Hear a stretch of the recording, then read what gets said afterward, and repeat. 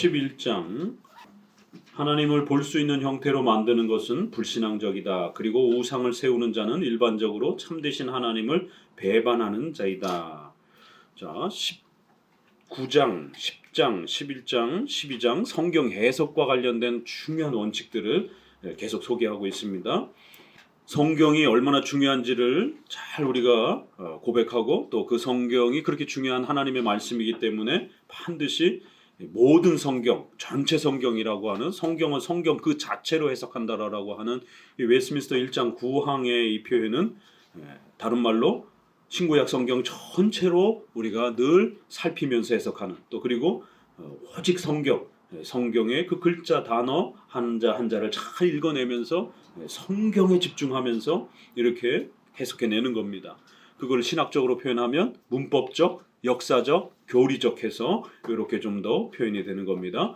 웨스트민스터 신앙고백에는 조금 더 구체적으로 1장 6항에 문자적으로 명시되어 있는 것을 우리가 OX를 잘 찾아내는 훈련, 그 다음에 성경을 읽다 보면 삼일체나 유아세례처럼 단어는 없을지라도 반드시 결론적으로 나오는 교리들이 있어요. 추론적 결론으로 나오는 그러한 추론의 법칙. 또 세 번째로는 예배와 정치와 관련된 구체적인 세부적인 그러한 형태들은 우리 성도들의 신앙의 양심, 본성의 빛, 신앙의 사려 분별, 이걸 양심적 판단 이렇게 표현하는 겁니다. 그래서 양심적 판단의 해석, 문자적, 추론적, 양심적 해석이라고 하는 또 이런 형태로 신앙 고백은 조금 더 부드럽게 이렇게 표현되어 있고 우리가 이것을 신학적으로는 문법적, 역사적, 교리적 해석이라고 이렇게 표현을 하는 겁니다. 자, 11장에는 성경 해석이 왜 그렇게 중요한지, 성경을 우리가 잘 소유하는 게 왜 그렇게 중요한가를 이번에는 그림, 형상, 조각 이런 걸 비교해서 앞부분에서는 종교적 미신, 샤머니즘과 관련된 형태로 성경을 의지하지 못하면, 성경을 제대로 해석하지 못하면 종교적 미신에 빠진다라고 이렇게 경고한 것처럼 이번에 11장에서는 성경을 제대로 잘 읽어내고 설교를 못 듣게 되면 어떤 일이 벌어지냐면 성도들이 자꾸 하나님을 그림으로 그리려고 한다는 거예요. 또 조각으로 이렇게 만들어서 차에다가 이렇게 붙이고 집에다가 이렇게 조각상을 놓고 거기다가 기도를 하고 절하는 이 로마 카톨릭 형태 보세요. 상을 펴놓고 그 위에다 초를 켜놓고 마리아 상을 이렇게 펴놓고 뭐 SNS에 또 보니까 우리 아이들의 뭐 기도의 훈련 이렇게 해갖고는 쑥 지나가는데 세상에 아이가 이렇게 조그만 2살 3살짜리가 무릎 꿇고 기도를 하는데 그것까지는 좋아요. 근데 앞에다 상을 펴놓고 거기다 초를 켜놓고 뭐 자기가 좋아하는 이제 십자가 이렇게 표시를 해놓고 거기에다가 뭐 인형을 이렇게 올려놓은 사진이 있더라고요. 이게 도대체 뭘 하는 건가 이게? 뭐 재단을 쌓아요 거기다가? 이게 카톨릭 스타일이에요 이런 게. 그래서 예전에 그 유명한 연예인이 그 목사가 된다 이래가지고는 그 한번 그 교회에 이렇게 그 장식을 이렇게 TV에서도 막 이렇게 소개하고 그랬어요. 그랬더니 여기 앞에를 이렇게 저기 뭐라 그래요? 그 리모델링이라 해나 집만 잘 꾸미고 막 이런 분 유명한 그 있잖아요. 여기 앞에 꾸몄는데 뭐 초로 장식을 해가지고 아주 뭐 굉장히 이렇게 심플하게 뭐 이렇게 해놨는데 이게 도대체 교회 강대상인지 이게 무슨 저기 카톨릭 그런 어떤 재단 비슷하게 이렇게 해갖고 촛불을 켜놓고 장식을 하고 막 이렇게 해놔가지고 이제 이게 교리 개념이 없다 보니까 이제 이런 일이 벌어지는 겁니다. 멋있어 보이잖아 이렇게 촛불이란 항상 미신에도 그렇고 무당들도 촛불을 켜놓고 기도하고 또 불교에도 촛불을 켜놓고 죽은 영혼들을 달래기도 하고 그래서 우리가 결혼식 때 화촉점하라라고 하는 거를 양가 어머니가 나와서 하는 거를 기독교는 금지하는 겁니다. 왜냐면 불을 숭배하는 이제 그러한 우리의 문화 속에서 이렇게 쥐불놀이라든가 이런 것들 다 귀신을 내쫓는다라고 하는 이제 이러한 또 장례식에 불을 펴놓고 향을 피우는 이제 이런 모든 부분들이 불을 숭배하는 그런 문화가 아직도 여전히 이렇게 남아 있어서 그게 기독교 안에 들어오지 못하도록 가능한 한 이러한 그 교회 안에 촛불을 켜고 이러지 못하게 하는 겁니다. 이게 다 중세 카톨릭의 성당 가보면 전부 다 이렇게 촛불 켜놓고 이렇게 거기서 기도를 하고 절에 가도 이렇게 불을 켜놓고 기도를 하고 이런 부분에 교회로 왔는데도 교회 안에다가 무슨 촛불을 켜놓고 또 이렇게 분위기를 이렇게 만들고 이러면 안 된다라는 겁니다. 그래서 11장에서는 성경을 해석할 줄 모르면, 성경의 그 감동을 누리지 못하면, 설교의 감동을 느끼지 못하면 자꾸 이렇게 그림을 그리려고 하는 거예요.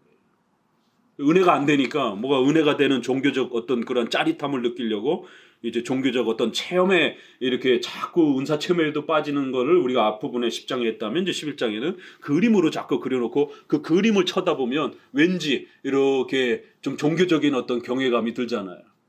그래서 오늘은 성경과 그림의 차이, 이제 이런 주제를 잡는 겁니다. 그래서 성경을 강해 설교, 귀로 듣고 하나님의 말씀을 잘 해석해서 믿는 것과 자꾸 성경을 그림으로 만들어가지고 하나님을 그림으로 그려가지고 우리 마음에 소유하려고 하는 이제 이러한 신앙의 차이들을 비교하면서 그림으로 하나님을 나타내거나 성경을 그림으로 이렇게 표출하는 이런 방식들은 이건 잘못된 것이다. 성경 해석을 못하니까 이런 일들이 벌어지는 것이. 자, 계속 성경 해석 이야기들입니다. 이건 아주 불신앙적인 거고 우상, 이런 아주 과격한 단어들이 같이 따라붙는 거예요. 불신앙적이고 우상을 세우는 자고 이렇게 하나님을 배반하는 자이다. 타이틀 자체도 단어가 아주 굉장히 세죠. 그렇죠? 그런데 지금 한국 교회는 웬만한 교회들은 다 예수님 그림이 있어요. 이게 지금 심각하다라는 거예요. 저도 기독교 강요를 처음 읽을 때 이게 굉장히 충격이었어요. 저희 집에도 그림이, 예수님 그림이 있고 교회도 그림이 있고 제가 살아가는 모든 신자로서 발자취 안에 살아가는 모든 내 주변에 온갖 종교적 그림이 가득 차 있는데, 기독교 강요를 읽는 순간 예수님과 하나님을 그림으로 나타내면 안 된다. 성경을 그림으로 나타내면 안 된다. 그렇기 때문에 기독교 신앙을 상징화하는 어떤 십자가도 될 수 있으면 교회를 대표하는 어떤 형태로 교회당 안에 배치하지 말라라고. 그래서 보수교회, 개혁주의 교회는 이 뒤에 십자가가 없는 겁니다. 일반 교회들은 다 십자가가 있잖아요. 그래서 옛날에는 여기가 개혁교회인지 칼빈주의를 표방하는 그런 정통 장로교회인지 아닌지 금방 표가 납니다. 정통 장로교회나 보수교회들은 뒤에 십자가를 두질 않아요. 합동 측은 몇 차례의 총회를 거쳐가지고 총회에서 교회 안에 강대상의 앞에 십자가 설치하지 말라라. 총회 교회 법으로 금지시켰습니다. 다만 바깥에 이제 건물을 교회 좀 표시로 이렇게 구별을 사람들한테 좀 이렇게 알리는 정도는, 종탑에다가 이제 십자가를 이렇게 설치해서 사람들이 이렇게 교회를 좀 장소적으로 찾을 수 있는 걸 도움을 주는 정도는, 그 정도는 허락한다. 그러나 교회 안에서 예배 드리는데 자꾸 성도들이 그 십자가 쳐다보고 어떤 이런 경건한 마음을 자꾸 이렇게 준비하고 이렇게 또 그 십자가를 아주 멋있게, 또 최근에는 또 십자가를 소나무, 그 거친 소나무 형태로 그냥 그대로 잘라가지고 예수님이 십자가에 못 박히시는 어떤 그 거친 성을 이렇게 또 드러내려는 이런 데까지, 또 예전에는 조명을 이렇게 쫙 이렇게 해가지고 그 십자가만 쳐다보면은 뭐 마음이 뭉클하고 이제 이런 거 이렇게 유도하는 거예요. 이럴까봐 교회 안에 십자가를 설치 못하도록 법으로 금지시켰습니다. 이러한 교리를 모르는 목회자들이 자꾸만 그래도 교회 안에 밋밋하잖아. 십자가도 없고 이게 무슨 학교야, 뭐 이게 아무것도 없고. 그러니까 교리를 모르는 목회자들이 자꾸만 요구를 하면서 노예에서 3분의 2가 투표가 되면 항상 건의가 올라올 수 있기 때문에 일정한 노예에서 교회 안에 십자가 설치할 수 있도록 허락해달라. 이렇게 해가지고 노예 요구사항으로 총회에 올라오는 거예요. 그럴 때마다 합동 측은 그래도 아직은 합동입니다. 합동이 욕도 맞고 욕도 많이 먹고 많이 이러는데, 어찌됐든 합동의 보수 신학의 가장 그래도 대표적으로 이렇게 합동의 그 자리는 또 무시 못하는 거예요. 합동 측의 그 홈페이지 들어가가지고 총회 그 기록문을 이렇게 쫙 보게 되면 몇 년에 걸쳐서 한 10년에 한 번씩 이렇게 결의를 다시 재결의를 또 이렇게 해주는. 그래서 총회 결의 아래서 십자가 설치하지 말라라라고 하는, 사순절 지키지 말라라라고 하는, 사순절은 로마 카톨릭의 아주 샤머니즘적인 그런 절기이기 때문에 40일 동안 금식하고 이런 부분들은 아주 이건 종교적 미신이다. 고난주간 정도는 부활주일과 연관되어서 그 정도는 좀 이렇게 허용하되 사순절은 금지시켜라. 이런 부분들이 총회 법으로 이렇게 몇 차례씩 이렇게 올라옵니다. 그런데 부활절 되면은 막 사순절한다라고 그래서 막 성도들이 막 금식하면서 고행을 막 이렇게 하는 게 마치 대단한 어떤 것처럼 이게 성경을 못 깨달으니까 자꾸 이렇게 어떤 퍼포먼스로 자꾸 가는 거예요.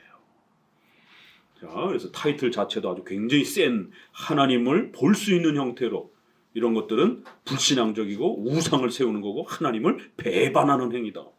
이게 이렇게 심각한 문제인가? 2000년 교회사 속에 어떤 일이 벌어졌는지를 한번 보시라는 겁니다. 예배에서 형상 배격에 대한 성경적 논증, 하나님을 가시적 보이는 형태로 자신을 표현하려는 하나님은 보이는 형태로 하나님 자신을 표현하려는 어떤 노력도 금지하셨다. 이렇게 첫 소절을 읽어봅니다. 그러나 성경은 인간의 거칠고 둔한 지성을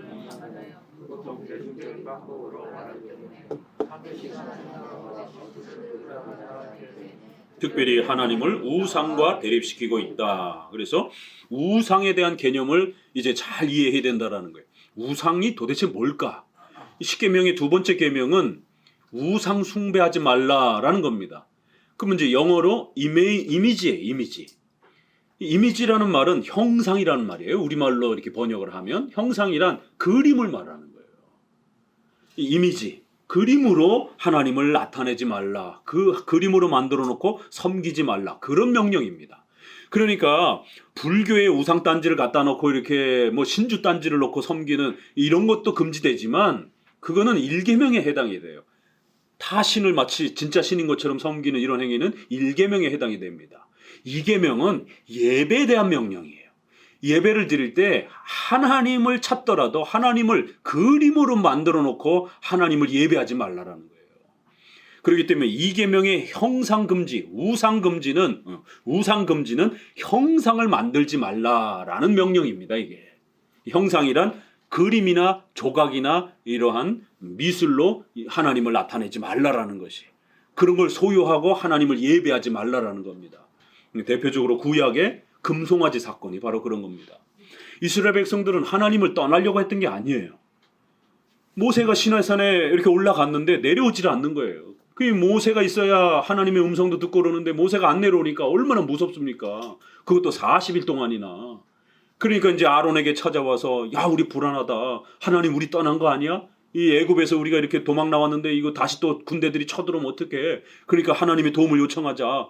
그런데 어떡하지? 하나님은 어디 계시지? 야, 그러니까 우리 애굽에서 우리 애굽 박물관도 예전에 한번 가봤잖아요. 그 동물들을 다 이렇게 신처럼 모시는 형상으로 그림으로 이렇게 조각으로 만들어서 이렇게 애굽에 이런 많은 신들이 있지 않습니까? 야, 우리 애굽에서 봤더니 애굽 사람들이 이렇게 잘 사는 거는 그렇게 신을 그림으로 이렇게 조각으로 만들어서 그런 것 같아. 그러니까 우리도 하나님을 신으로 만들어줘. 이래가지고는 결국 그 소 모양으로 하나님을 이렇게, 이제 소는 이제 당대의 그 어떤 풍요의 상징이 이제 이런 부분들로 이제 인식이 되다 보니까 소를 하나님의 상징으로 만들어 놓고 그 소 앞에서 제사를 드리면서 예배를 드린 겁니다.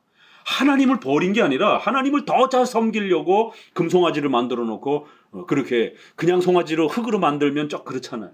그러니까 금송아지로 뭐든지 좀 값이 나가야 좀 이렇게 멋있어 보이니까.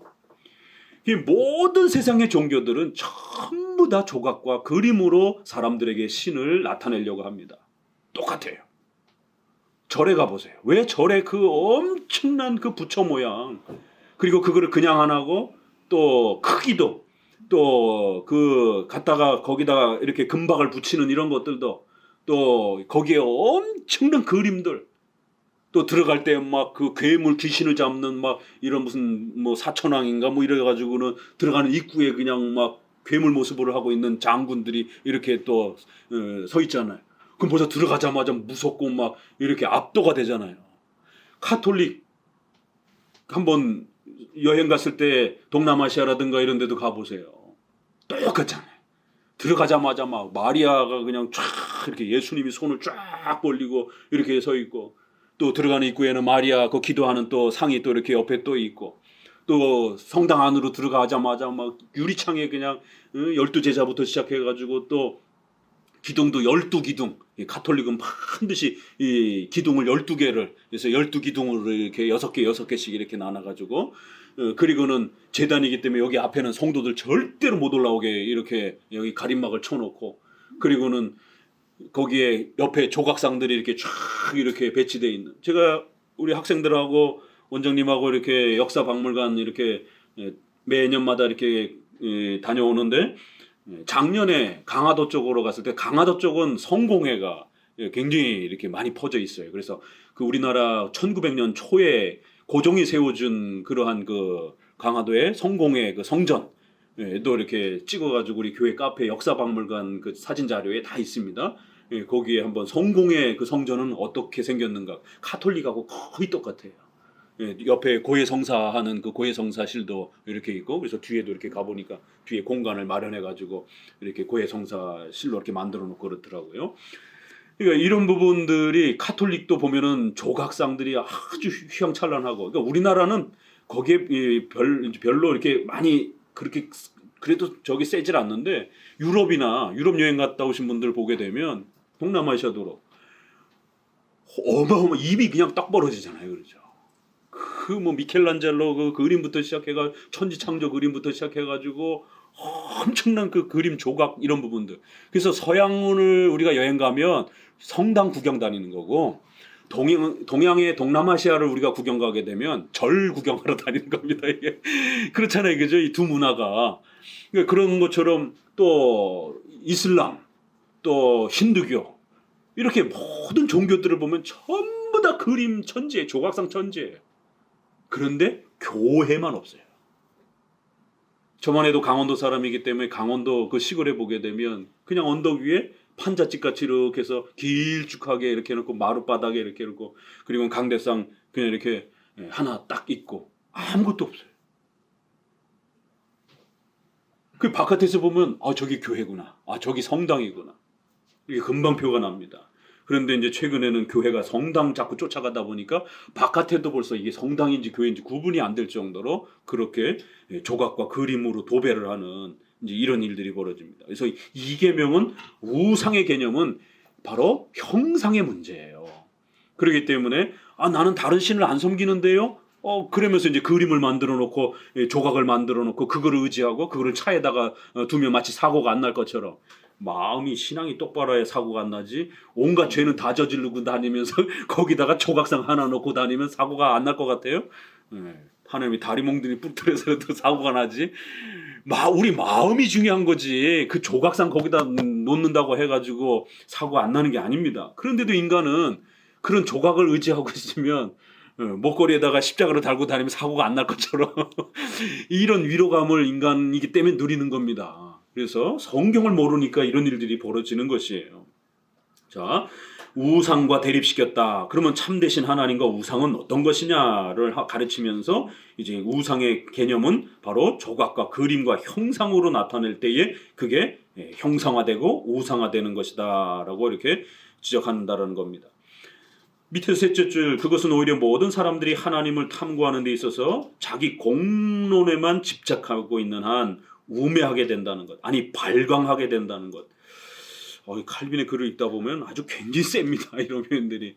그러니까 인간들이 왜 자꾸 우상을 만들고 그 우상은 그림, 조각 이런 걸 자꾸 소유하려고 하냐면 인간의 자기 공론, 자기 생각에서 신을 만들어내기 때문에 그렇다라는 거예요. 이건 아주 우매한 거고 이건 아주 발광을 하는 것이다. 이제 우리 옛날 분들이 어른들이 번역을 했기 때문에 이런 거친 번역들이 나오는 거예요. 이게 재밌어요. 현대 교수들이 번역한 거는 좀 점잖게 번역을 했어요. 이런. 근데 실제 라틴어에 보게 되면 굉장히 거칩니다. 원숭이 얘기가 많이 나오고요. 가톨릭이 하는 짓들은 원숭이 짓 같다라고 그러면서 개 얘기도 많이 나옵니다. 저 짓지도 못하는 개. 아주 그 유명하잖아요. 그래서 좋은 이미지로 개를 쓸 때는 목회자는 개다. 하나님의 집을 지키는 개, 우리 성도들을 지키는 개. 그래서 늑대 때가 들어오면은 지저서라도 성도들을 경고하고 알려줘야 되는데 목사가 짓지 못하고 용기 내어서 틀렸다라고 말하지 못하는 이런 목회자들은 이건 다 쓸모없는 개들이라는 거예요. 그 짓지 못하는 개. 아주 유명한 기독교 강요의 표현입니다.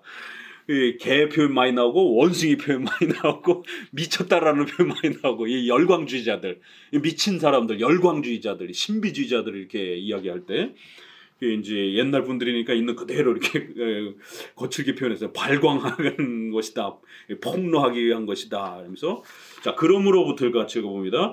그러므로 성경 어디에서나 보게 되는 그 독특한 정의는 인간이 자신의 생각으로 만들어낸 일체 자신에 대하여 유일하며 참된 증거가 되시기 때문이다. 그래서 이러한 잘못된 그러한 인간의 자신의 생각으로 만들어낸 그러한 예배 방법과 숭배들은 전부 다 배격한다라는 거예요. 하나님은 하나님 자신을 어떻게 섬겨야 될지를 하나님이 성경을 통해서 우리에게 가장 잘 가르친다라는 거예요. 그러니까 성경을 모르니까 인간은 종교적 마음이 있다 보니까 자기 마음대로 신을 만들어내는 거예요. 그래야 어떤 일이 벌어지느냐면 나무, 돌, 은, 그 밖에 생명이 없고 썩을 물질로 신들을 조각하여 그와 같은 야수적인 우매가 전 세계를 붙잡고 있기 때문에 요새 짐승과 같은 그런 어리석음이 전 세계를 붙잡고 있기 때문에 우리는 다음과 같은 원리를 고수하지 않을 수 없다. 같이 읽어봅니다. 곧 어떠한 형상이라도 하나님을 형상화하게 되면 불경건의 허위로 말미암아 하나님의 영광은 파괴된다는 것이다. 그러니까 하나님을 예배하는 데 있어서 그림으로 이렇게 조각으로 하나님을 만들어서 의지하고 그거를 소유하면서 신앙의 위로를 받으려고 하는 이런 행위들은 전부 다 하나님의 영광을 파괴하는 아주 짐승과 같은 악한 행동들이라는 것이에요. 그래야 출애굽기 20장 4절에는 이미 벌써 구약에서 이렇게 경고한다라는 거예요. 출애굽기 20장 다운편에 읽어봅니다. 너를 위하여 새긴 우상을 만들지 말고 또 위로 하늘에 있는 것이나 아래로 땅에 있는 것이나 땅 아래 물속에 있는 것에 아무 형상이든지 만들지 말며. 이 말씀을 통해서 하나님은 자기를 보이는 형상으로 표현하려는 우리의 방자한 행동을 억제시켰다. 출애굽기에 분명히 하나님은 어떠한 형상, 하나님에 대한 형상도 마찬가지예요. 이방신들에 대한 형상은 당연히 안 되는 거고 하나님에 대한 형상조차도 하늘이나 땅의 그 어떤 것으로도 표현하지 말라라고. 그런데 왜 자꾸 오늘날 교회와 성도들은 하나님을 자꾸 그림으로 표현하냔 말이에요. 성부는 조금 뭐 하니까 맨날 이렇게 빛으로 이렇게 저기라고, 성령은 비둘기. 그래서 기독교인의 이러한 그 물품을 보게 되면 비둘기 모양들이 그렇게 많아요. 이제 여기 뒤에 비둘기 이야기도 나와요. 그런데 제가 전도사로 있을 때 학생의 부장님이 자기는 자기 부인하고 아주 독특한 경험을 했다는 거예요. 어떤 경험을요? 성령 충만의 경험을 했다고 그러는 거예요. 한번 얘기해 보세요. 그랬더니 어느 날 집회를 하는데 갑자기 푸삭푸삭 새 날개짓 소리가 나더라는 거예요. 그래갖고 이렇게 소리 나는 데를 딱 쳐다보니까 하얀 비둘기가 형광등 옆에 그렇게 막 퍼덕퍼덕 하더라는 거예요. 그걸 부인이 먼저 보고 자기 남편에게 저거 좀 보라고, 저거 좀 보라고. 그러니까 뭘 이러면서 보니까 부부가 그렇게 하얀 비둘기가 퍼덕거리면서 이렇게 신약의 예수님 머리 위에 이렇게 임하시는 그런 세례 장면에 비둘기가 나타난 것처럼 자기들도 비둘기를 봤다라고. 자, 비둘기를 본 거는 분명해요. 본인들이 진짜 봤다라고 그러니까 거짓말이 아닌 이상 분명히 봤다고 그러면 그 본 건 진짜죠. 본 사실 자체는. 그러면 비둘기를 본 게 그러면 성령 체험을 한 건가? 그건 가짜라는 거예요. 그러니까 이제 이분이 그게 왜 가짜입니까? 그건 예수님만 봤죠. 다른 어떤 12제자도 그런 경험한 적 없습니다. 사도 바울조차도 그런 경험한 적 없어요. 신약의 어떤 제자들도 비둘기하고 같이 동행하고 이런 적이 없습니다. 그건 예수님께만, 그것도 아주 잠깐. 근데 그 비둘기가 어떤 형태인지도 몰라요. 그죠? 성경에서 설명하기를 그저 비둘기 비슷한 어떤 이런, 왜요? 비둘기가 구약에서부터 항상 그 순결의 상징이었기 때문에 이렇게 표현할 때 비둘기나 이런 어떤 여러 가지 표현들을 쓸 때는 하나님 앞에 거룩함과 순결함에 대한 그 교리적 내용이 중요한 것이지 그 비둘기 문양 자체가 중요한 건 아니란 말이에요. 그러나 이제 예수님은 워낙 독특한 그 중보 사역을 하셨기 때문에 예수님이 누구신지를 모든 제자들에게 이분은 아주 위대한 분이라는 걸 알려주기 위해서 신기한 현상이 벌어진 거죠. 그래서 하늘이 쫙 갈라지면서 하늘에서 막 음성이 들려오고, 그러면 제자들이 그런 경험을 이렇게 늘상 하냔 말이에요. 그러니까 성경에 있다고 해서 그걸 우리가 무조건 다 경험할 수 있는 것처럼 이렇게 이야기하면 안 되는 겁니다. 그건 예수님만 독특하게 성령 하나님을 때로는 불처럼, 물처럼, 구약에는 물과 기름으로 많이 표현을 하고, 비둘기 형태로 잠깐 소개해 준 것인지 그거를 보편적인 원리로 소개한 게 아닙니다. 그러니까 성령은 비둘기, 또 불, 뭐 이런 걸로 많이 표현을 하고, 또 예수님은 이제 사람이니까 한국 사람은 가스고, 아프리카 사람은 새카만 흑인이고, 유럽 사람은 코가 이만하고, 예수님이 다 달라, 자기네 나라마다. 아무도 예수님을 본 것을 그림으로 이게 뭐 영화를 저기 카메라로 찍어가지고 남겨놓은 게 없기 때문에 못 남겨놓겠어요, 하나님이. 그것도 희한하죠. 하나도 안 남아 있어요. 그래서 카톨릭은 맨날 예수님 얼굴을 쌌던 그 핏자국이 이렇게 해서 예수님이 이렇게 희미하게 이렇게 보인다 해서 수위 그게 막 수백억씩 막 이렇게 팔리고, 그리고는 그걸 한번 공개할 때도 막 그 기적이 일어난다고 그러면서 사람들이 그거 보려고, 막 병자들은 그거 보려고, 이런 게 다 종교적인 미신들입니다. 성경을 믿으면 기적이 일어나는 거예요. 하나님의 역사가 일어나는 것이지, 그런 걸 본다고 해가지고 그게 진짜인지 아닌지도 검증도 안 되고. 그러니까 이런 현상들은 사탄도 일정한 능력이 있기 때문에 사탄도 일정한 기적들을 행합니다. 우리 교회 바깥에도 이상한 기적들이 많아요. 의료적으로 설명되지 않는 신기한 어떤 치료의 어떤 현상들도 많이 나타나고, 무당들도 병을 고치기도 하고 그런 겁니다.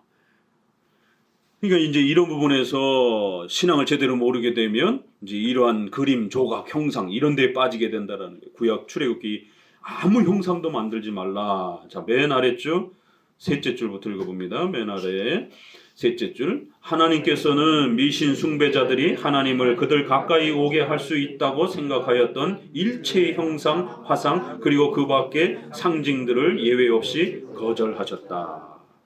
그 각주 2번에 그것도 아주 참 멋있는 표현이죠. 같이 읽어봅니다. 밑에 왜냐하면 그 자신의 말씀들을 통해서만 우리가 알 수 있는 하나님은 그 자신에 관하여 적합한 증인이기 때문이다. 이 힐러리라고 하는, 이렇게 또 우리 전통적으로 이렇게 우리의 선조들은 오직 그 말씀을 통해서만 하나님을 알 수 있다라고 이렇게 고집해왔다라는 거예요. 절대로 하나님을 그림으로, 성경의 이러한 내용들을 그림으로 나타내서 이렇게 표현하면 하나님을 제대로 아는 수 있도록 도와주는 게 아니라는 겁니다. 오히려 하나님을 더 모르게 만드는 이런 형태가 벌어지는 겁니다.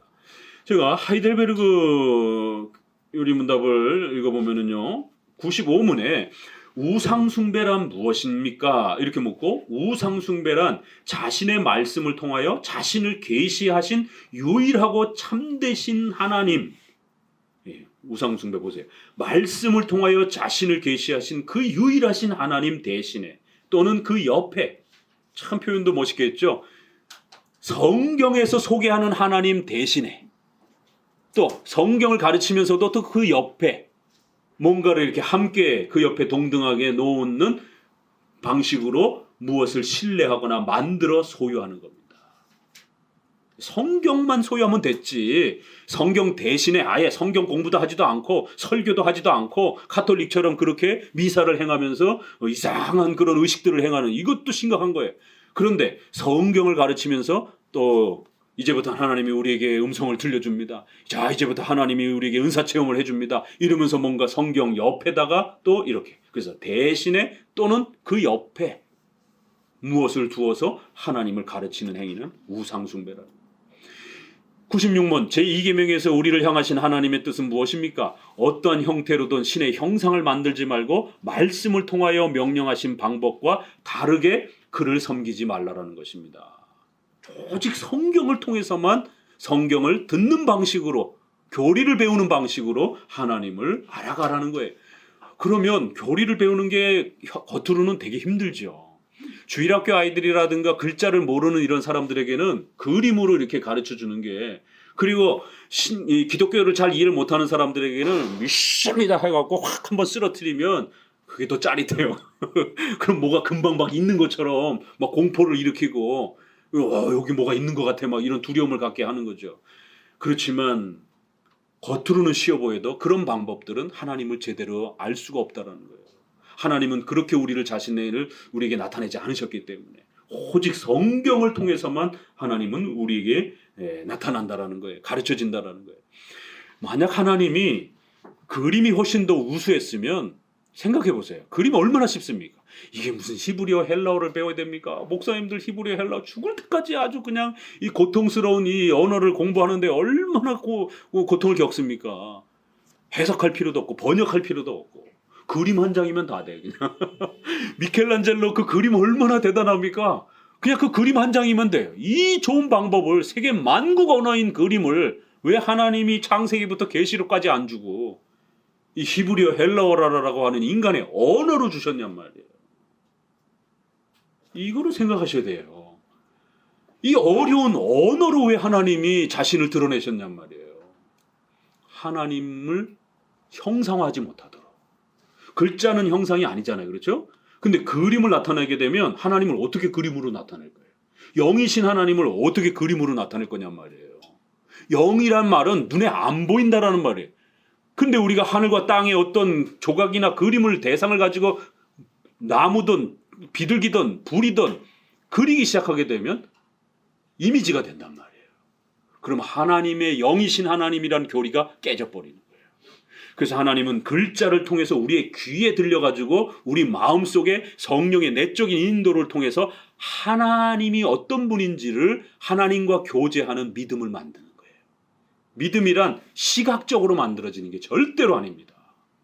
믿음이란 청각을 통해서 설교를 듣고 하나님의 말씀을 배우는 방식을 통해서 우리 마음에 믿음이 만들어지는 거예요. 이게 기독교적 법칙입니다. 그래서 절대로 주일학교 아이들이라든가 글자를 모른다고 해서 함부로 시각적인 것을 가지고 하나님을 소개하거나 이러면 안 돼요. 이 하이델베르그 유리문답은 그 부분과 관련해서 조금 더 설명하기를 97문 그러면 아무 형상도 만들지 말아야 됩니까? 그러니까 이렇게 우리가 교리문답만 충분히 읽어도 기독교가 아주 튼튼하게 기초가 잡힙니다. 뭐가 잘못된 거고 뭐가 옳은 방법인지. 그러니까 옳은 방법으로 하나님 앞에 나아가야 하나님이 도와주시고 하나님의 은혜를 받고 그 예배도 성령 충만함을 누리는 거예요. 잘못된 방법으로 나아가면 하나님은 역사하지 않습니다. 하나님은 대노하십니다. 오히려 하나님을 조롱한 것으로 배반하고 우상숭배하는 건 불신앙적이다라고 이렇게 표현을 지적을 하잖아요. 그럼 아무 형상도 만들지 말아야 됩니까? 하나님은 눈에 보이는 어떠한 모양을 가진 분으로 그려질 수 없으며 그려져서도 안 됩니다. 피조물은 그림으로 그려질 수 있으나 그것들이 예배의 대상이 되거나 또 섬기는 수단으로 사용하면 안 됩니다. 자, 98문 그렇다면 그 형상들을 교회에서 학습 보조 교재 자료로 사용하는 것도 안 됩니까? 하나님을 예수님을 그림으로 그려가지고 우리 주일학교 아이들에게 학습 보조용으로 가르치면 안 됩니까? 안 됩니다. 우리가 하나님보다 더 현명해지려고 해서는 안 됩니다. 하나님께서는 그분의 백성들이 생명이 없는 말 못하는 우상에서가 아니라 이게 우상이라는 거예요. 하나님을 그림으로 나타내는 게 우상이라는 겁니다. 이런 이미지, 우상 형태로 아니라 살아있는 말씀의 전파를 통해서 자기의 백성들이 가르침 받기를 원합니다. 이 스위스 신조의 여기에는 아예 아주 한 장을 따로 분리를 시켜가지고 4장에 하나님, 그리스도 그리고 성자들의 우상들과 형상들에 관하여 이 책을 부지런히 1년에 1독, 한 2독 정도를 부지런히 하셔요. 반복해서 읽으면 개념이 생깁니다. 4장 그림에 대한 문제. 하나님의 형상. 하나님은 영으로서 본질적으로 가시적이 아니요 광대불변하시기 때문에 예술이나 형상에 의해 표현될 수 없습니다. 그렇기 때문에 기독교 미술가들 이런 분들은 예수님과 그 이런 교회를 그리는 게 아닙니다. 오히려 그걸 그리면 죄가 돼요. 그래서 저도 전시회를 가니까 크리스찬 예술가들이 자꾸 십자가 그리고 예수님 그리고 이러는 거예요. 그래서 그거를 전시회를 하고, 그럼 마치 어떤 종교적인 어떤 그 마치 자기가 봉사를 한 것처럼. 아니요. 그렇게 되면 우상숭배가 됩니다. 기독교인 예술가들은 이 자연을 보고 나무와 돌 이런 걸 보고 거기서 영감을 얻은 거를 잘 멋있게 이렇게 그려내면 돼요. 모네, 마네 뭐 이렇게 다 이거 화가들 이름입니다. 어? 이런 그 유명한 이런 화가들의 그런 그 꽃을 보고, 또 고흐의 이런 해바라기 유명하잖아요. 고흐보다도 더 위대한 해바라기를 한번 그려보셔요. 사람들이 왜 그 해바라기만 바라보면 막 가슴이 막 뭉클뭉클한가? 거기는 엄청난 영감이 이렇게 녹아들어 있기 때문에 그런 겁니다. 그럼 우리 크리스찬들 미술가들이 훨씬 더 고흐보다도 더 위대한 한번 해바라기를 그려보세요. 그래야 하는 거지. 자꾸만 십자가만 그려. 그래갖고 이제 그릴 때가 바닥이 나니까, 저기 예술의 전당 저기 우리가 성능 거기 들어갔더니만 바위 틈에 이렇게 바위가 갈라진 거를 이렇게 십자가 모양으로 이렇게 갈라진 거를 또 이렇게 그림으로, 또 나무 중에 이렇게 틀어져 가지고 십자가로 돼 있는 뭐 이런 것도 또 이렇게 나름대로 자기는 이제 그게 이렇게 십자가를 찾아 가지고 이렇게 그림으로 그리면서 이제 작가의 어떤 이런 부분을 나타내는 건데, 죄가 되는 겁니다. 오히려 하나님은 예술이나 형상에 의해 표현될 수 없습니다. 이러한 이유에서 우리는 하나님에 대한 모든 형상들은 허상에 지나지 않는다고 하는 사실을 성경과 더불어 거침없이 말할 수 있습니다. 그리스도의 형상, 하나님의 형상은 더 어렵죠. 왜냐하면 삼위일체 하나님인데, 삼위일체 하나님을 어떻게 그림으로 표현합니까? 또 예수님의 형상. 그래서 이제 많은 성도들이 핑계를 대는 거는 예수님은 그래도 인성을 가졌으니까 예수님은 그릴 수 있지 않습니까? 아니요. 이미 벌써 우리 선조들 그것까지 다 정리를 해놨어요. 예수님도 그리면 안 된다라는 거예요. 그리스도께서 성육신 하신 것은 사실이지만 조각가나 화가의 모델이 되기 위하여 그렇게 인간의 형상을 입으신 것이 아닙니다. 그 다음에 성자들의 형상. 또 교회 안에 이러한 그 유명한 성자들, 성인들, 이런 천사 이런 것들도 그리지 말라라는 거예요. 평신도의 이러한 성경 이런 목적으로 아이들, 또 예년에는 글자를 모르는 그 문맹자들이 많았으니까 그런 핑계 대지 말라라는 거예요. 우리가 어느 방향으로 눈을 돌리든 우리는 하나님의 살아있고 참된 피조물들을 봅니다. 이 피조물들을 정당하게만 관찰한다면 사람의 손으로 만들어진 모든 형상들이나 허망되고 움직임이 없고 힘이 없는 죽은 그림들보다 이 피조물들이, 이게 일반 은총을 말하는 거예요. 여기에 훨씬 더 하나님의 그 풍성한 일반 계시와 일반 은총들이 드러난다라는 거예요. 더 나아가서는 성경에 이러한 것은 하나님을 직접적으로 또 가르치는 거기 때문에 조심하라는 겁니다. 그러므로 우리는 고대 작가인 락탄티우스와 같은 이 초대 교부예요. 말을 주의해야 된다는 거예요. 형상이 있는 곳엔 결코 기독교가 존재할 수 없다. 무시무시한 말이잖아요. 그림과 조각이 있는 곳에는 절대로 기독교가 존재할 수 없다는 거예요. 올바른 기독교가 존재할 수 없다. 에피파니우스, 제롬, 이거 다 초대 교부들입니다. 초대 교부 500년 동안에 그림을 못 그리게 했습니다. 에피파니우스 감독이 교회의 문에 그리스도의 혹은 성자 같은 이상한 그림이 그려져 있는 배조각을 발견하자 그걸 전부 다 뜯어냈다. 오늘날 갑자기 이렇게 교회라는데 이제 이걸 잘 모르는 평신도가 혹시라도 미술 작가가 그거를 이거 멋있지 않나 이렇게 해갖고 그려놓은 거예요. 그걸 전부 다 뜯어내버린 거예요. 이것은 성경의 권위에 위배되기 때문에 옳은 행동이었다라고 우리는 주장한다. 이때 이래로 그는 참 종교에 어긋나는 그러한 그림들을 그리스도의 교회 안에 걸지 못하게 하였고 그리스도의 교회와 믿는 신도들에게 전혀 무가치한 그 문제의 형상들을 치워버리게 했다. 그뿐만 아니라 어거스틴의 그러한 고백 안에도 사람들의 작품에 대한 예배를 우리의 종교로 삼지 말자. 예술 작품보다 이것을 만든 예술가 자신들이 더 훌륭하지만 우리는 예술 작품도 예술가도 예배해서는 안 된다. 그림을 예배하게 되면 그 그림을 그린 장본인 있잖아요. 뒤에서 얼마나 뿌듯하게 생각했어요. 저건 내 그림인데 이러면서. 그렇게 되면 자연적으로 그 그림을 숭배하게 되면 그 그림을 그린 사람까지 알게 모르게 또 존경심을 갖게 되는지 이런 일들이 벌어지는 것이에요. 이렇게 우리의 선조들이 수도 없이 이렇게 이야기했고 또 동방교회와 서방교회가 1000년 동안 싸운 게 정치적 싸움도 있고 기독론에 대한 싸움도 있고 또 하나가 예수님을 그림으로 그리느냐 못 그리느냐 이걸 가지고 수도 없이 회의하면서 싸웁니다. 그래서 우리 성도들이 교회 역사만 조금만 읽게 되면 예수님을 그림으로 그리느냐 안 그리느냐 이게 얼마나 심각한 문제인지를 알 텐데 교회에서 공부를 교회에서 가르치지를 않다 보니까 교회 2000년 역사 속에 어떤 싸움들이 이단들과 또 교회 안에서조차도 어떤 싸움들이 있었는지를 모르는 거예요. 그래야 결국 동서방 교회가 이 그림 문제 때문에 갈라지고 찢어지고 분열이 됩니다.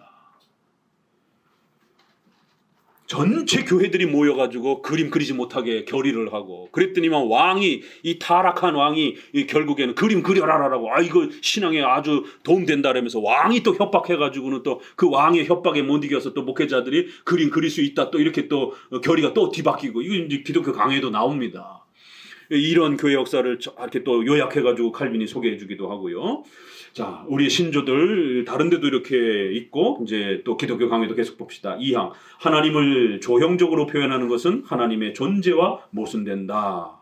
이렇게 삼일체 하나님이기 때문에 절대로 하나님을 그림이나 조각으로 만들 수 없다라는 거예요. 그 얘기입니다. 신명기 4장 15절도 이렇게 아무 형상도 보지 못하였은즉 너희는 깊이 삼가고 두려워하라. 스스로 부패하여 자기를 위하여 아무 형상도 우상을 새겨 만들지 말라라는 거예요. 결국 인간들이 하나님을 그림으로 만드는 이유는 뭐 때문이라고요? 인간 자신을 위해서. 하나님이 눈에 안 보이니까 자꾸 불안해가지고 인간들이 자기 자신들을 위해서 자꾸 이렇게 형상을 만든다라는 거예요.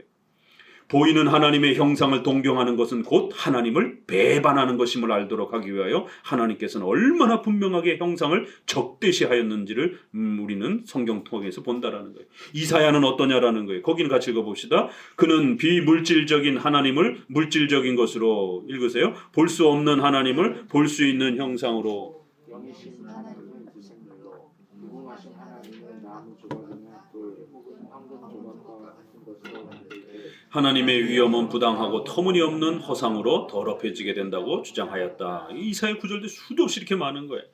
그래서 금, 은, 돌 이런 부분들 사람의 기술과 고안으로 새긴 것들과 같이 여길 것이 아니니라. 사도행전 17장에도 절대로 하나님을 금 조각이나 은 조각이나 이런 형태로 해가지고 하나님을 나타내지 말라라는 거예요.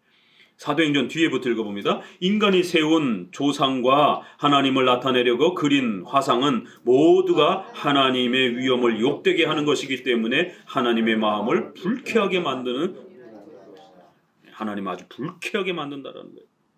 밑에서 셋째 줄 한번 읽어봅니다. 만약 이런 것들이 생기라도 얻어서 우리와 마주치게 된다면 아마 괴물로 여겨질 것이다. 여기서 다시 한번 명백한 사실은 유대인들이 미신으로 떨어질 염려가 있기 때문에 그들에게 우상이 금지되었던 것이라고 하는 우상 옹호론자들의 변명은 한낱 천박한 속임수에 지나지 않는다. 이러면서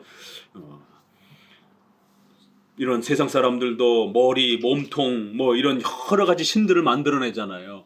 이게 괴물이지 이게 무슨 신이냐라는 거예요. 그렇기 때문에 교회 안에서도 그런 식으로 이렇게 하나님을 자꾸 표현하기 시작하게 되면 결국 하나님을 괴물처럼 표현하게 되는 이런 일들이 벌어질 수 있다는 거예요. 특별히 요한계시록. 요한계시록에 보게 되면 예수님이 아주 무시무시한 막 입에서 막 칼이 쏟아지고 뭐 다리가 노다리고 뭐 이런 엄청난 예수님의 모습이 나옵니다. 그걸 예수님을 그림으로 그리면 괴물이 돼요, 잘못하면. 그렇기 때문에 그냥 우리가 성경을 읽고 예수님의 그 두렵고 떨리는 그러한 그 이미지를 그렇게 표현한 것이지, 그거를 천사들이 옆에서 봤더는데 머리가 4개고 막 이게 괴물이야 이게 뭐 이거를 잘못 상상을 하게 되면 큰일 납니다. 그런 이미지로 자꾸 이렇게 성도들에게 그걸 보여주게 되면 천사를 괴물처럼 느낄 수 있단 말이에요. 그저 천사는 어마어마한 능력, 인간의 얼굴은 지성을 뜻하는 것이고 사자는 힘을 뜻하는 것이고 곰 이런 것들은 다 독수리 이런 거는 가장 힘이 강하다라고 하는 동물들 중에 대표를 뽑는 거지 실제로 그런 천사의 모양을 가르치려고 하는 게 아니란 말이에요. 결국 자칫 그런 식으로 하게 되면 덕지덕지 붙여가지고 결국 괴물과 같은 형태가 나올 수밖에 없다라는 겁니다. 3항 신적 임재의 직접적인 표징도 형상을 정당화하지 못한다.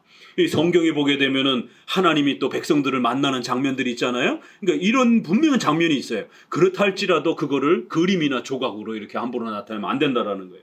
같이 읽어봅니다. 실로 하나님은 결정적인 표징에 의해서 때때로 자신의 신적 위엄의 임재를 나타내 보이셨기 때문에 성경에서는 대면하여 보이신 것으로 말하고 있다. 그러나 그가 지난날에 보이셨던 그 모든 표징들은 모두 다 인간의 교육을 위해서 적절히 고려된 것이었으며 동시에 그의 불가해한 본질을 인간에게 명백하게 말해주는 것들이었다. 그래서 구름, 연기, 화염, 신명기에 또 모세에게는 가시떨기 나무, 불타는데 나무가 없어지질 않아요. 뭐 이러한 부분들, 그러니까 이렇게 여러 형태들이 나오지만 출애굽기 33장 20절을 보게 되면 모세에게조차도 하나님을 보여달라고 하니까 내가 내 얼굴을 보지 못하리니 나를 보고 살 자가 없다. 하나님을 보게 되면, 대면하여 보게 되면 죽는다라는 거예요. 그렇기 때문에 하나님은 하나님 자신의 존재에 또 하나님의 이러한 본질을 드러내지 않는다라는 겁니다. 다만 하나님의 임재의 어떤 그 상징적 표시로 불이라든가 이런 어떤 구약의 여러 형태를 사용했고, 또 여기 성령의 한 번은 비둘기 형태로 마태복음에 예수님 당시에 나타났는데 곧 다시 사라졌다. 그러므로 175페이지, 이것은 이 순간적인 상징으로 말미암아 신자들이 성령을 눈에 보이는 분으로 믿는 것을 경고받고, 그리고 다만 성령의 권능과 은혜로 그에 대해서 어떤 외부적인 안 된다는 것을 깨닫도록 하기 위한 것임을 모를 자가 누구이겠느냐. 하나님께서 때때로 사람의 모형으로 나타나신 것은 그가 장차 그리스도 안에서 계시하실 것에 대한 서곡이었다. 이 구약에도 보면 아브라함을 만날 때 이렇게 천사와 동행하시는데 그 중에 한 분은 하나님이, 그때 그분을 우리는 예수님으로 해석합니다. 그리고는 식사를 하셔요. 구약에 잠깐 그 육체를 주셔서 이 땅에 족장들과 이렇게 만나는 장면들이 나옵니다. 어떨 땐 천사의 모습으로 오시고, 어떨 땐 불 모양으로 모세에게도 찾아오시고, 그래서 구약에는 다양한 방식으로 임시적으로 이렇게 하나님이 함께 하시는 것을 나타내는데, 그럴 때마다 예수님이 그렇게 자신을 드러내신 것이. 그러나 마리아의 몸에서 인간으로 태어나시는 그러한 본질적인 인성을 취하는 그런 형태는 아닙니다. 그리고 속히 사라져 버렸어요. 성령의 이러한 임재하심도 금방 사라져 버렸고, 그렇기 때문에 성도들이 그런 임재의 어떤 표징과 이런 부분들을 마치 조각으로 그리고 그림으로 그리고 또 어떤 환상 속에 자기도 체험할 수 있는 것처럼 이렇게 착각하면 안 된다라는 거예요. 오히려 그런 것들은 신속하게 다 사라져서 절대로 성도들이 계속 관심을 못 갖도록 했다라는 겁니다. 성전의 이 속죄소, 법궤도 마찬가지라는 거예요. 그 속죄소를 들여다볼 수 없도록, 아무나 들여다볼 수 없도록 철저히 그걸 이게 휘장으로 가려놨고, 출애굽기 25장 뒷구절부터 봅시다. 25장 17절 뒤에부터 이들 그룹을 본보기로 해서 하나님과 성자들의 조상을 옹호하려는 자들이야말로 광란의 헛소리를 하고 있는 것이 사실이다.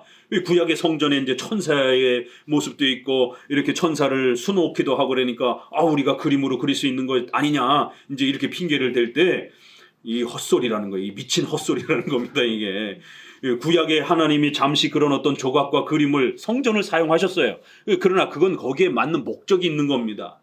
왜냐하면 둘째 줄 아래 같이 읽어봅니다. 그룹들은 그들의 날개로 속죄소를 가림으로 하나님을 직관할 수 없도록 사람의 눈과 일체의 감각을 무디게 하여 인간의 만용을 시정할 목적으로 만들어졌기 때문이다. 더욱이 선지자들은 환상에서 그 얼굴을 가리우고 있는 스랍들을 보았다고 기술을 하였다. 이러면서 천사들조차도 이렇게 얼굴을 가리우기도 하고, 또 속죄소가 있는, 법궤가 있는 여기에는 천사들이 그 법궤를 덮고 함부로 하나님의 이러한 부분들을 들여다보지 못하도록 이렇게 비록 임시적 도구로 사용할지라도 일반 사람들은 구경하지 못하도록 철저히 가려놓는다라는 거예요.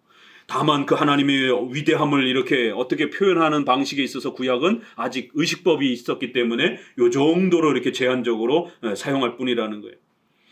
밑에서 넷째 줄, 그러므로 그룹을 우리 시대를 위한 신뢰로 끄집어 드린다는 것은 잘못된 일이다. 왜냐하면 그런 유치한 시대, 말하자면 그러한 종류의 초보를 배우도록 의도된 시대는 이미 지나가 버렸기 때문이다. 이제 구약의 시대가 예수님 오시면서 신속히 중단되었고 성전 제사는 더 이상 우리가 행하지 않는다라는 거예요. 그것만 봐도 더 이상 우리가 구약에 있는 이런 보조 도구들조차도 함부로 사용하면 안 된다라는 겁니다. 176페이지로 오셔서 그래 결국 그 단락 첫 번째 단락에 한 셋째 줄 그래서 우리는 오히려 공통적인 실패의 죄를 유대인들에게 전가시키고 죄에 대한 허망한 유혹에 빠져 죽음의 잠을 자고 있다 이러면서 이렇게 인간의 이러한 그림을 만들고 조각을 만들고 형상을 만들려고 하는 인간의 이러한 유혹이 결국 인간은 죽음의 잠을 청하듯 그러한 신앙이 타락하는 그러한 결과들을 맞이하게 된다라는 것이에요. 조심해야 된다라는 겁니다. 4절 형상과 화상은 다 같이 성경과 반대가 된다. 이러면서 시편 135편에도 열방의 우상은 은금이요 사람의 수곡물, 사람이 그냥 만들어 놓은 것뿐이라는 거예요. 밑에 두 번째 줄 아래에 위에서 넷째 줄입니다. 그리고 단순히 우리 자신의 이해력에서 나온 하나님에 대한 개념은 어리석은 망상에 불과하다고 결론을 지었다. 그가 흙이나 돌보다도 금과 은을 들어 말한 것은 그 물질의 광채가 가치가 우상에 대한 존경을 더하게 할 수 없다는 것을 보여주기 위해서였다. 그래서 흙보다는 그래도 금과 은이 더 귀하니까 많은 사람들은 그렇게 금과 은으로 조각을 만들려고 하는데 그런 것조차도 가치가 없다라는 거예요. 177페이지 위에서 넷째 줄 177페이지 위에서 넷째 줄 원하며 자신이 신격의 창조자가 되기를 원하고 있다. 그렇다면 우상의 기원이 인간의 생각에서 나오지 않고 대체 어디서 나왔겠는가?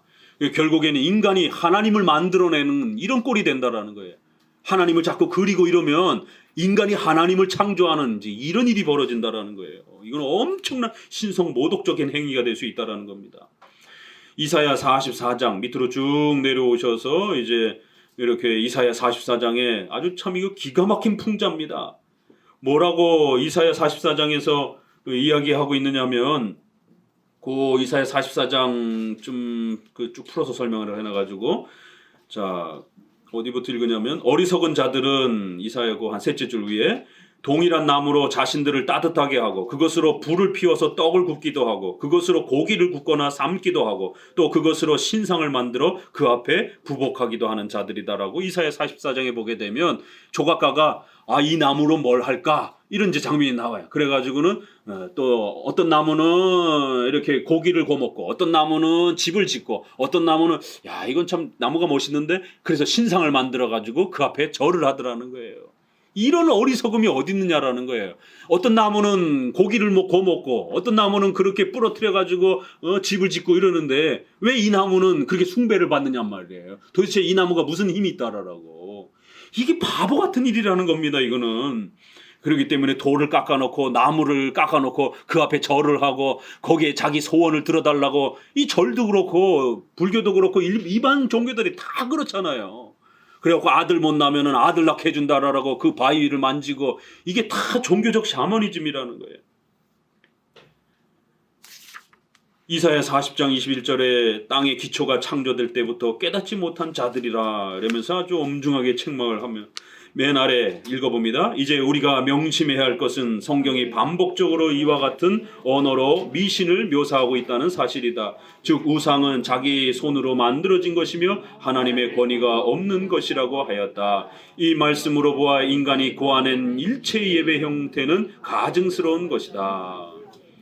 쭉 내려오셔서 중간쯤에 이 시편 115편 거기 따옴표부터 읽어봅시다. 시편 115편 우상을 만드는 자와 그것을 의지하는 자가 다 그와 같으리라. 그래서 우상을 만든 자나 그 우상님 그걸 만든 조각을 그림을 예배하고 그 앞에 절을 하고 이런 성도들도 모두 다 벌을 받게 될 것이다라는 거예요. 동일하게 취급받을 거라는 겁니다. 이 시편 115편에 라고 무서운 저주를 퍼부으신 것이다. 계속 읽어봅니다. 그러나 우리가 주의해야 할 것은 화상도 조상 못지않게 금지되어 있다는 사실이다. 그러니까 그림도 조각 못지않게 금지되어 있다라는 거예요. 그 다음 줄 그들은 하나님을 조각하지만 않는다면 그것으로 훌륭하게 자기 의무를 다했다고 생각하고 다른 국민들보다 더 방종하게 회화에 빠지고 있는 것이다. 그러나 하나님께서는 조각가가 그를 위하여 어떤 조상을 세우는 것뿐 아니라 예술가가 어떠한 것도 조용하는 것을 금지하셨다. 그림이나 조각이나 매한가지라는 거예요. 결론, 이는 그와 같이 하나님을 표현하는 것은 거짓이요 하나님의 위엄을 모독하는 것이기 때문이다.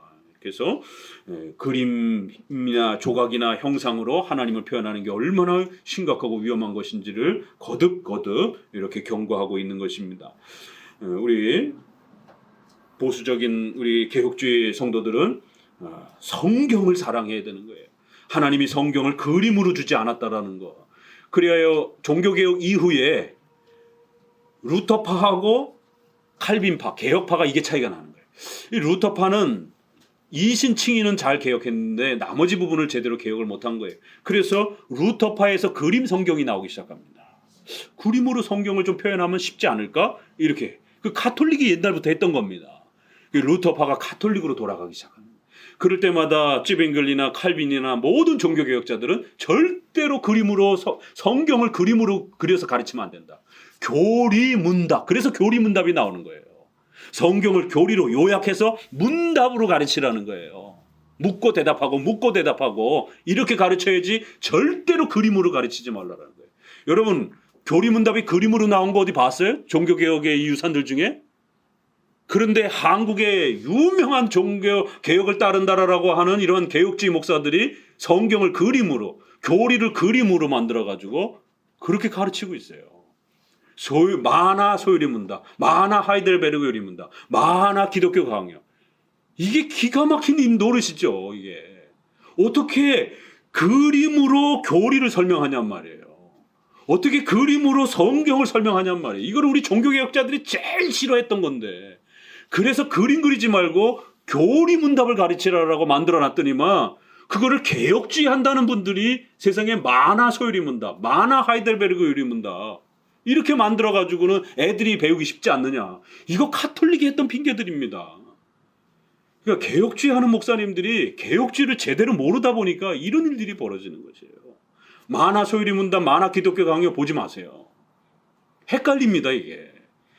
하나님의 그 가르침과 교리들이 우리 머릿속에 잘 정리가 안 돼요. 왜요? 그 시각적인 게 먼저 눈에 들어오기 때문에. 그러니까 기독교 강요만 제대로 읽어봤어도 세상에 기독교 강요를 만화로 만들어놨어요. 이게 말이 되는 소리냔 말이에요. 이게. 기독교 강요에서는 이토록 그림 그리지 말라라고, 형상 그리지 말라라고. 그러면서 이제 13장부터 삼일체 하나님 나오잖아요. 그거 어떻게 표현할 거예요? 그러니까 이제 거기는 주로 떠드는 이야기. 선생님하고 이제 아예 앉혀놓고 삼위일체는 뭐 이런 거에 대해서 떠드는 이야기를 주로 이렇게, 다른 데는 이제 이렇게 그림으로 좀 더 많은 거 이렇게 애를 쓰면서 표현을 해놓고, 이러면 안 된다라는 겁니다. 말씀을 통해서 그 교리에 대한 지식을 가질 수 있도록 노력해줘야지. 그러면 성령 하나님께서 나머지는 알아서 하시는 것이에요. 우리가 할 수 있는 역할은 열심히 교리적 지식을 가르치고 전달해주면 성령 하나님께서 내적인 조명을 통해서 그 교리를 배울 때에 놀라운 믿음의 역사가 일어나면서 예수님과 인격적 교제가 일어나는 거예요. 나머지까지 여러분이 걱정해가지고 얘네들이 이거 교리로 딱딱하게 이 성경으로 이거 하나님에 대해서 제대로 이해나 할까? 그건 여러분 걱정이에요. 우리 인간의 어리석은 결정이에요. 고린도전서에 있는 것처럼 인간의 어리석음보다 하나님의 지혜가 더 뛰어나다라고. 전도의 어리석음으로 어리석은 그 전도의 방법으로 하나님이 우리를 가르치기를 원한다라고. 그 전도란 여러분이 전도지 들고 돌리는 그걸 전도로 말한 게 아니고 바로 이 설교를 말하는 겁니다. 하나님의 말씀을 글로다가 이렇게 설교를 통해서 백성들을 가르치는 그러한 전도라라고 하는 이 방식을 통해서 가르친다라는 거예요. 그러니까 함부로 이 방법을 무시하지 말라라는 거예요. 만약에 우리가 그림으로 가르쳤으면 어떤 일이 벌어질 것 같아요? 자신만만해지게 됩니다. 뭐 하나님 아는 거 별거 아니야. 이거 그림 봐, 얼마나 이거 막 찬란하고 막 이거 막 짜릿짜릿하고. 신앙은 우리가 만들 수 있는 게 아니에요. 목사도 성도도 겸손해야 되는 겁니다. 그건 성령 하나님의 불강력적인 은혜를 통해서 일어나는 거기 때문에 가르쳐 놓고도, 저도 설교해 놓고도 뒤돌아서 또 기도하는 거예요. 하나님, 우리 성도들이 오늘 들은 말씀을 믿음으로 놀랍게 그렇게 성령 하나님의 역사로 저들을 구원시켜 주시고 또 저들이 성장하게 하여 주시고, 그건 제가 만들 수 있는 게 아니기 때문에. 그래서 우리가 겸손해지는 거예요. 근데 그림으로 하면, 야, 이거 봐, 하나님 아는 거 쉬워. 이런 건방진, 거만함이 날 수도 있는, 만만하게 생각할 수도 있는 겁니다. 신앙은 우리가 만드는 게 아니에요. 그저 우리는 하나님이 가르치도록 주신 방법을 최선을 다해서 이렇게 봉사할 뿐입니다. 목사가 이 설교하는 것, 또 우리가 교리문답 가르치는 것, 이거 뭐 얼마나 대단하겠습니까? 그런데도 하나님이 그런 질서를 만들어 놓으신 거예요. 그럼 우리가 할 수 있는 데까지는 최선을 다하는 거예요. 그러면 나머지는 성령 하나님께서 행하시는 겁니다. 그래야 우리가 구원을 만든 게 아니다라고 하는 걸 더 겸손하게 그렇게 또 낮아지는 거예요. 이런 여러 가지 목적이 있는 겁니다. 그리고 또 하나님은 영이시기 때문에 절대로 함부로 그 보이지 않는 영이 눈으로 보이는 그 순간 하나님의 본질과 존재의 개념이 깨져버리는 거예요, 우리 안에. 그래서 여러 목적이 동원된 겁니다. 이게 성경이 글로 기록된 이유가. 이런 목적을 생각하면 자꾸 신앙교육한다라고 하면서 그림으로, 시각적인 이미지로 그렇게 유도하면 안 된다라는 것이. 자, 오늘은 성경을 왜 우리가 그렇게 소중하게 여겨야 되는가를 특별히 그림과 관련해서 이렇게 또 한번 살펴봤습니다.